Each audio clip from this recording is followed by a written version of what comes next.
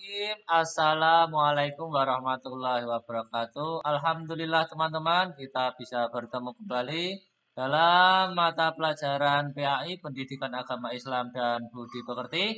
Pada kesempatan kali ini adalah bab 1 tentang Al-Quran dan Sunnah sebagai pedoman hidup.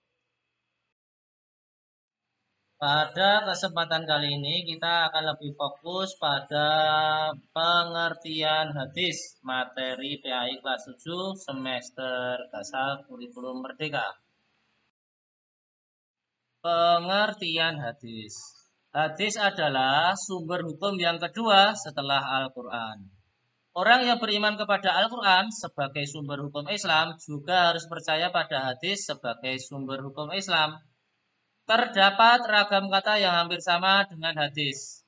Kata tersebut adalah sunnah, khobar, dan asar. Namun keempat kata ini memiliki perbedaan sebagai berikut. Ragam kata yang pertama adalah sunnah, yaitu semua yang bersumber dari Nabi Muhammad SAW, baik perkataan, perbuatan, takrir, tabiat, budi pekerti, atau perjalanan hidupnya. Sedangkan yang kedua adalah hadis, perkataan, perbuatan, dan takrir yang bersumber dari Nabi Muhammad SAW. Ada pula ulama yang menyamakan antara sunnah dengan hadis. Yang ketiga, khobar, yaitu sesuatu yang berasal atau disandarkan kepada Nabi Muhammad SAW dan selainnya. Dan yang terakhir adalah asar, yaitu sesuatu yang disandarkan pada sahabat dan tabi'in. Teman-teman, selanjutnya adalah fungsi hadis. Secara garis besar terdapat 4 fungsi hadis terhadap Al-Quran, yaitu sebagai berikut. Yang pertama, yaitu bayan al-takrir, disebut juga dengan bayan al-takkid dan bayan al-isbat. Bayan al-takrir adalah menetapkan dan memperkuat apa yang telah diterangkan di dalam Al-Quran. Fungsi hadis ini memperkokoh isi kandungan Al-Quran.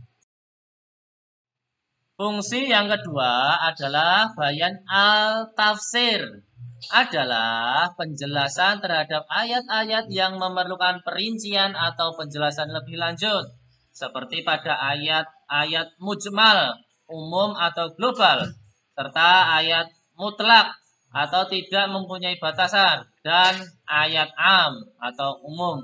Sehingga fungsi hadis ini adalah memberikan perincian atau tafsir dan penafsiran terhadap ayat-ayat yang masih mutlak dan memberikan tahsis atau pengkhususan terhadap ayat-ayat yang masih umum.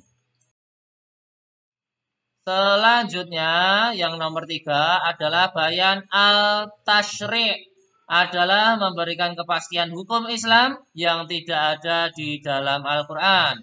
Biasanya Al-Quran hanya menerangkan pokok-pokoknya saja. Contohnya adalah tentang zakat fitrah.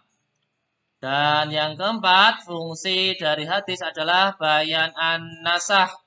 Secara bahasa berarti ibtal atau membatalkan, al-izalah atau menghilangkan, tahwil atau memindahkan, taghyir atau mengubah. Bayan al-nasah adalah membatalkan ketentuan terdahulu sebab ketentuan yang baru dianggap lebih maslahat. Demikian tadi teman-teman materi PAI kelas 7 bab 1 Al-Quran dan hadis tentang pengertian hadis pada kurikulum merdeka. Sampai jumpa pada video selanjutnya.